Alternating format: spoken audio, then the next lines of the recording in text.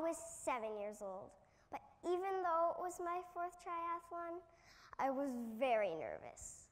I was lining up at the pool, and I saw all these big kids there.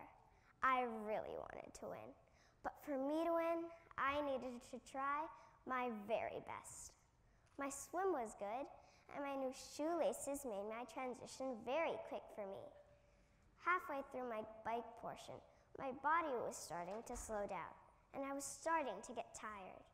And then I heard them, my inner voices. Some told me to slow down, rest, and what I was doing was too hard.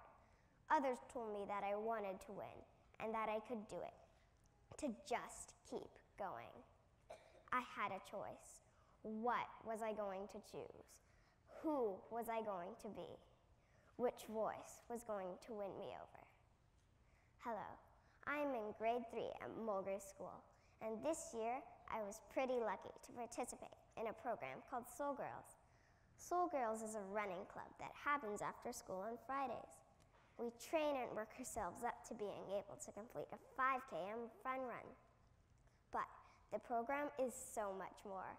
Ashley Wiles, the founder of Soul Girls, has us talk about the voices in our heads that talk about body image. Ashley told us her story. When she was a kid, she used to look in the mirror and say, "Why do I have to have all these spots on my face? Why me?" She didn't like the way she looked very much. She realized as she got older that she can't change the way she looks. Now she looks in the mirror having dance parties singing, "Yay, I get to be Ashley today." Sometimes we have voices that encourage us. Sometimes we have voices that discourage us. Some of these voices tell us we look bad, we are fat, we are dumb, or other bad things about us. Do you ever have those voices? What I learned in Soul Girls was that other kids have those voices too. After speaking to our parents, we learned that even parents have those voices. It must be normal for our minds to create these thoughts. It made me reflect on when I had those feelings too.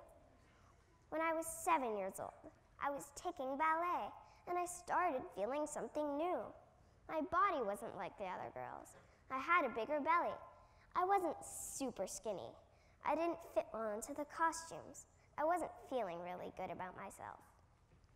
Soul Girls really helped me understand that what I was feeling was normal and that everybody has an inner voice. The day I quit ballet, I let the negative voice win. Has that ever happened to you? Have you ever let that voice win? I learned an important lesson about practice and hard work and helping to deal with my inner voice when I competed in a Mandarin public speaking competition last year. Mandarin is my second language, and I joined the Mandarin Public Speaking Club. We had a choice to enter this contest. I chose to do it. The contest was a regional one around the Lower Mainland, and we had to speak in front of 300 people for 3 minutes in fluent Mandarin. I practiced at school and at home almost every day for 2 months straight.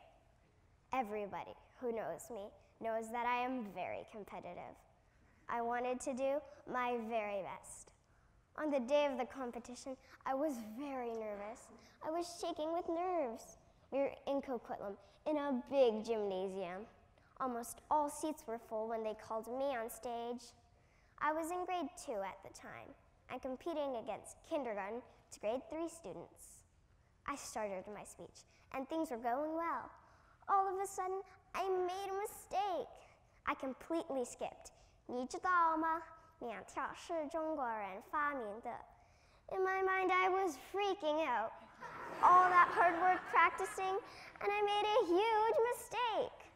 I heard the voices in my head. Some were panicking. Others were telling me to stay calm. I made my choice to smile, take a deep breath,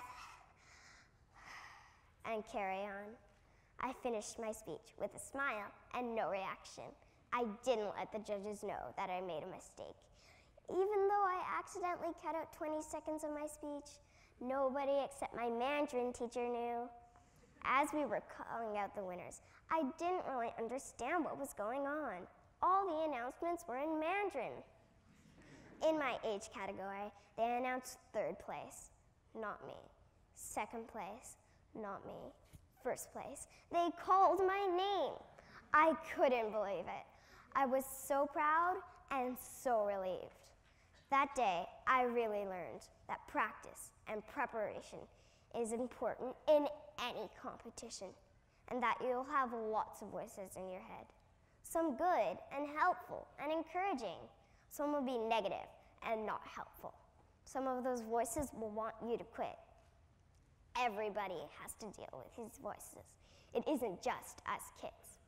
To be honest, it's easiest to listen to the voice that tells you to quit.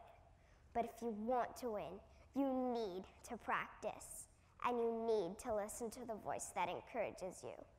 What you choose to listen to is up to you. You have to choose. What will you choose? Oh, and that triathlon I told you about at the beginning, I got 2nd place. I still haven't won, but I won't quit. Thank you.